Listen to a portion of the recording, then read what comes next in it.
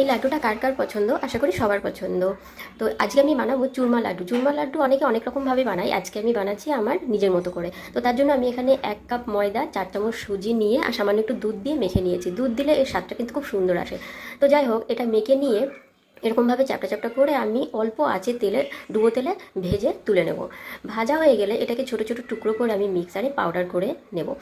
আর এখানে আমি বাদাম নিয়েছি, 1 কাপ মতো বাদাম মিক্সারে আমি পাউডার করে নিয়েছি। নিয়ে এটার সাথে আমি মিশিয়ে নেবো, তাতে কিন্তু টেস্টটা খুব সুন্দর আসে। আর বাদামটা যখন মেশাচ্ছিলাম খুব সুন্দর একটা সেন্ট আসছিল। আমি আটাটা মাখার সময় 1 চামচ মতো তেল দিয়েছিলাম, তোমরা চাইলে ঘিও দিতে পারো। এবার আমি কড়াইতে আরেকটু ঘি দিয়ে তার মধ্যে 2 চামচ তিল, সাদা তিল আগে থেকে ভেজে রেখে দিয়েছিলাম, আর গুড় দিয়ে ভালো করে এটাকে মেখে নেব গরম গরম। এবার হাতে একটু ঘি লাগিয়ে এইভাবে লাড্ডুর আকারে করে নেব।